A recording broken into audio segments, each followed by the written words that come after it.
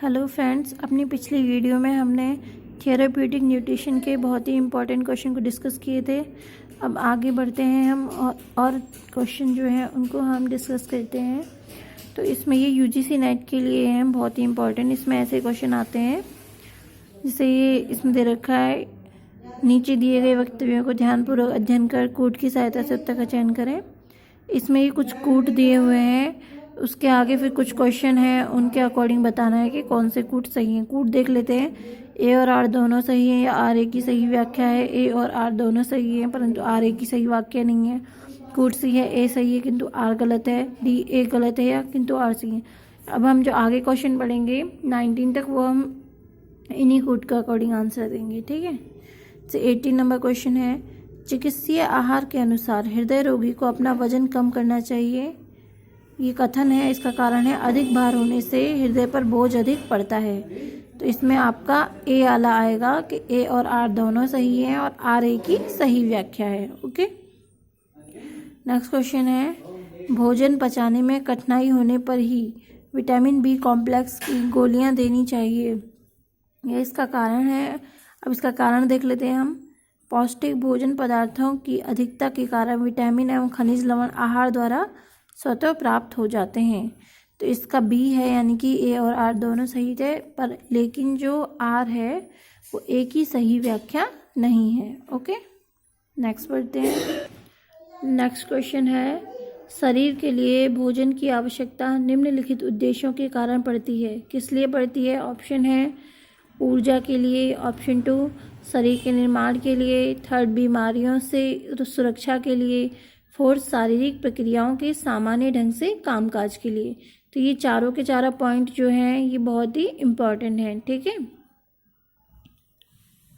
Next question है, सामान्य आहार को पर्याप्त पौष्टिक आहार बनाने के लिए साधारण परिवर्तन किए जाते हैं।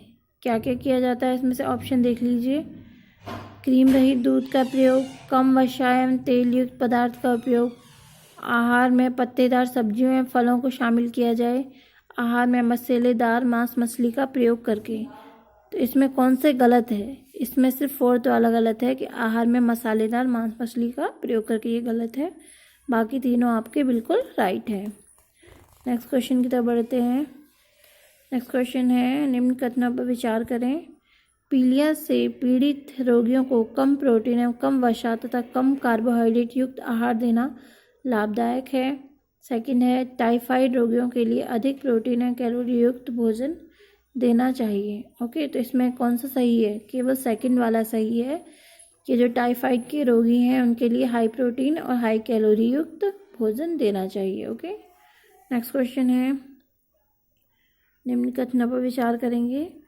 आहार में कम प्रोटीन होने से शरीर पर कोई प्रभाव नहीं पड़ेगा। सेकंड है, प्रतिदिन एक वयस्क को 100 से 125 ग्राम प्रोटीन दिया जाना चाहिए। कौन सा कथन सही है इसमें से? केवल सेकंड वाला सही है कि प्रतिदिन एक वयस्क को 100 से 125 ग्राम प्रोटीन देना चाहिए, लेकिन जो फर्स्ट वाला है वो बिल्कुल गलत हो जाएगा आपका। नेक्स्ट, ये फिर से कूट वाले हैं, ये 4 कूट दे रखे हैं, इसमें आपको देख लीजिए और उसी के अकॉर्डिंग हमें क्वेश्चन डील करने आगे, ठीक है। नेक्स्ट क्वेश्चन है, देखिए, रुग्णावस्था में भोजन को पचाने, अवशोषित करने तथा उपापचय की प्रक्रियाओं में कुछ दोष आ जाते हैं। इसका कारण है डायबिटीज़ में अतिरिक्त तरल और नमक को निष्कासित करने की क्षमता में कमी आ जाती है। तो ये ए होगा इसका, यानी कि ए और आर दोनों सही हैं और आर ए की सही व्याख्या है। ओके, नेक्स्ट देख लेते हैं क्वेश्चन। रोगी का आहार संबंधी इतिहास जानना जरूरी है।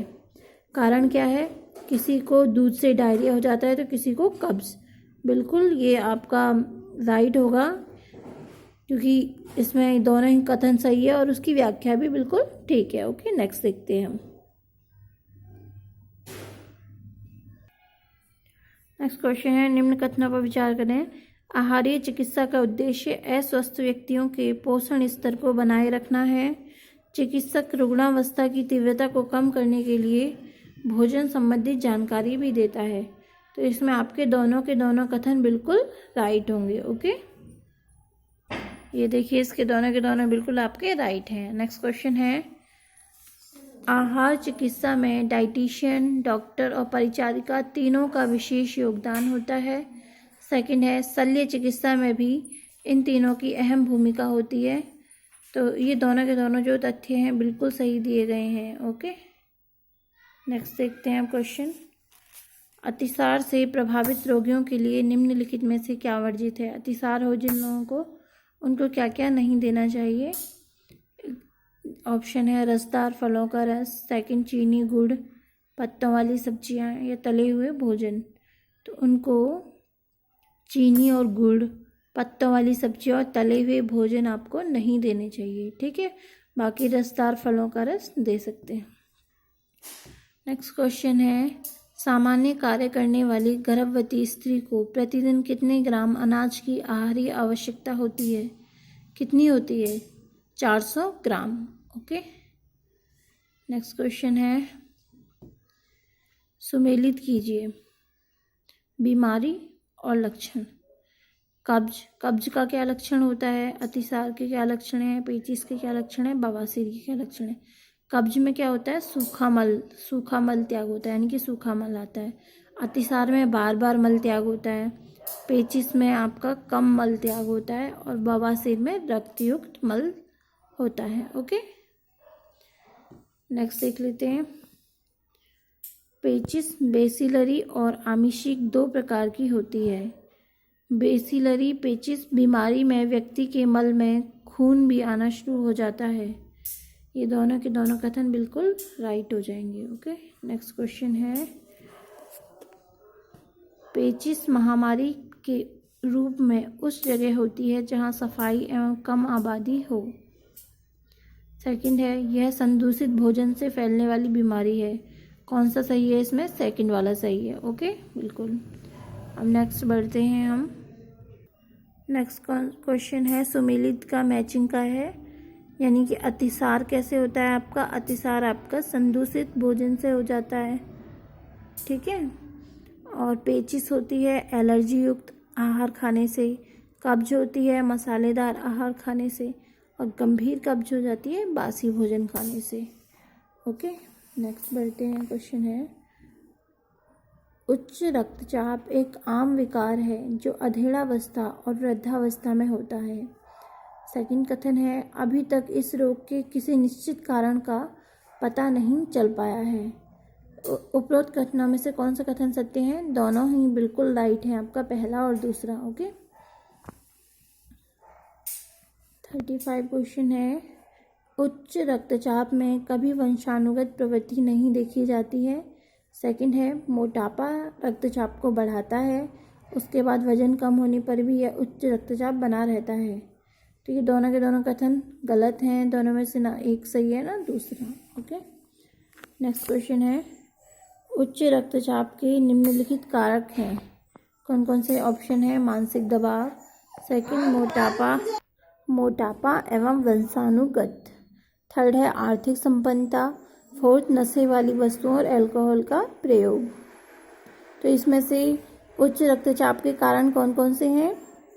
1, 2 और 4। मानसिक दबाव है, मोटापा और वंशानुगत, और नशे वाली वस्तुओं और अल्कोहल का यूज़। ओके, नेक्स्ट क्वेश्चन है मोटापे के आहार वर्ग में शामिल किया जा सकता है। किसको किया जा सकता है? दही, गाजर, मूली, लौकी, खीरा, बैंगन, यानी कि मोटे व्यक्तियों को ये चीज़ें खानी चाहिए। ओके, बाकी सब ये चीज़ नहीं खानी चाहिए। मक्खन, घी, मलाई, आलू के चिप्स, व्यंजन नहीं खाने चाहिए। ओके, ठीक है। नेक्स्ट क्वेश्चन है निम्न कथनों पर विचार करना। फिर से बुनियादी उच्च रक्तचाप आमतौर पर गुर्दे के दर्द एवं हृदय के रोगियों में पाया जाता है। सेकंड है बुनियादी रक्तचाप का वास्तविक कारण अभी तक पता नहीं चल सका है। इनमें से कौन सा असत्य है? केवल फर्स्ट वाला असत्य है, सेकंड वाला सही है। ओके, नेक्स्ट क्वेश्चन है मधुमेह एक पुरानी चयापचय यानी कि मेटाबॉलिक बीमारी है। यह उच्च रक्तचाप से संबंधित वंशानुगत विकार है। कौन सा इसमें कथन सही है? फर्स्ट वाला। ओके, नेक्स्ट बढ़ते हैं अब हम आगे। नेक्स्ट क्वेश्चन फिर से कूट वाला है। देख लीजिए 4 कूट दिए गए हैं, उसके बाद फिर हमें क्वेश्चन सॉल्व करने हैं। से क्वेश्चन है, मधुमेह से पीड़ित रोगी के मूत्र से शर्करा आने लगता है। इसका कारण है शरीर में ग्लूकोज ग्लाइकोजन के रूप में इकट्ठा हो जाता है। तो इसमें आएगा आपका ए वाला, कि ए और आर दोनों बिल्कुल सही है और सही व्याख्या है। ओके, नेक्स्ट क्वेश्चन है, इंसुलिन एक हार्मोन है जो आग्नेयाशय के लैंगरहैंस की द्वीपिका से स्राव होता है। इसका कारण है युवाओं में इसी इंसुलिन की मात्रा के वृद्धि होने से मधुमेह रोग हो जाता है। तो इसमें आपका हो जाएगा सी वाला, कि फर्स्ट तो आपका सही है लेकिन आर वाला आपका कारण गलत है। ओके, नेक्स्ट क्वेश्चन है, निम्न कथनों पर विचार कीजिए। इंसुलिन की कमी से मधुमेह मेलाइट्स होता है जो मधुमेह होने का प्रमुख कारण है। सेकंड है, इंसुलिन कार्बोहाइड्रेट वसा और प्रोटीन का निर्माण करता है। इनमें से कौन सा असत्य है? केवल सेकंड वाला असत्य है। ओके, नेक्स्ट देखते हैं, मधुमेह एक भयभीत करने वाली बीमारी है जिसमें जीवन की संभावना कम रहती है। सेकंड, इस विकार में अधिकांश जटिलताएं धमनियों की धीरे धीरे इरिवर्सिबल क्षति के कारण पैदा होती है। इसमें कौन सा कथन सही है? सेकंड वाला। ओके, तो फ्रेंड्स ये हमने बहुत ही इम्पोर्टेंट क्वेश्चन को डिस्कस कर लिया है। अब नेक्स्ट हम इसका नेक्स्ट पार्ट में लेकर के आएंगे। तो प्लीज़ वीडियो को लाइक कीजिए, शेयर कीजिए, सब्सक्राइब कीजिए। Okay, thank you.